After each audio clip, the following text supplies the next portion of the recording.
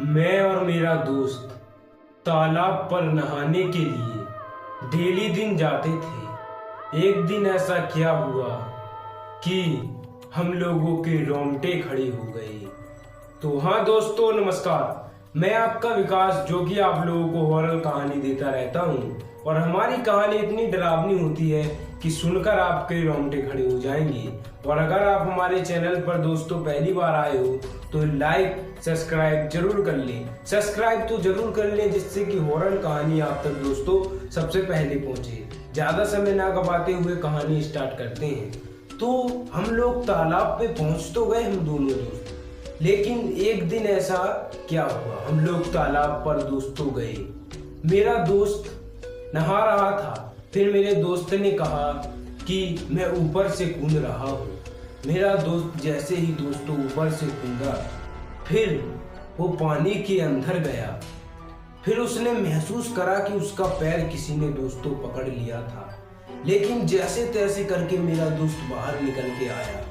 वो मेरे से बोला दोस्तों कि पानी में कोई है जिसने मेरा पैर पकड़ लिया। मैंने बोला पागल, पानी में कौन होगा, कहीं पत्थर या पेड़ में तेरा पैर फंस गया होगा। लेकिन मेरी ये बात जो मैंने उसे बताई, इसी बात से दोस्तों मेरी दोस्त की बहुत ही बुरी हालत हो गई। फिर मेरा दोस्त नहाने लगा और फिर वो थोड़े दूर निकल गया दोस्तों नहाने के लिए। जैसे ही वो दूर पहुंचा, वो पानी में डूबने लगा।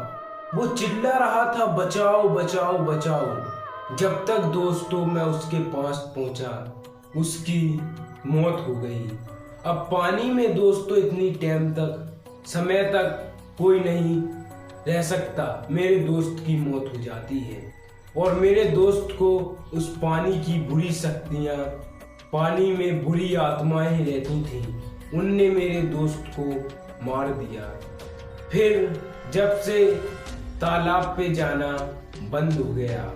लेकिन दोस्तों एक दिन 4 नशेड़ी लोग आते हैं और वो वहां बैठकर दारू वगैरह चर्च गांजा कर फिर वो कहते हैं हम नहाते हैं। उन लोगों का नहाने का प्लान बनता है। जैसे ही वो 4 लोग पानी में नहाने के लिए दोस्तों जाते हैं, फिर वो देखते हैं कि उन्हें कोई खींच रहा है। फिर दोस्तों उन 4 लोगों की मौत हो जाती है। फिर एक बूढ़ा आदमी वहां से निकल रहा था। उसने देखा पानी में 4 लोगों की लाश तैर रही है। फिर उस बूढ़े आदमी ने कुछ लोगों को फोन लगाया और बुलाया। फिर उन 4 लोगों की लाश बाहर निकलवाई। फिर उन लोगों ने कहा इस पानी में ऐसी ही मौत हो रही है। अभी थोड़े दिन पहले मेरे दोस्त की मौत हो गई, अब इसकी मौत हो गई।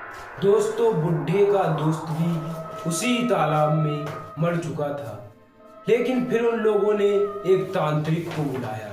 लेकिन तांत्रिक को भी ऐसा क्या हुआ कि तांत्रिक की भी मौत हो गई, क्योंकि उस तालाब में इतनी ही ज्यादा शक्तियां, बुरी शक्तियां हो चुकी थीं जिनका कोई समाधान नहीं था।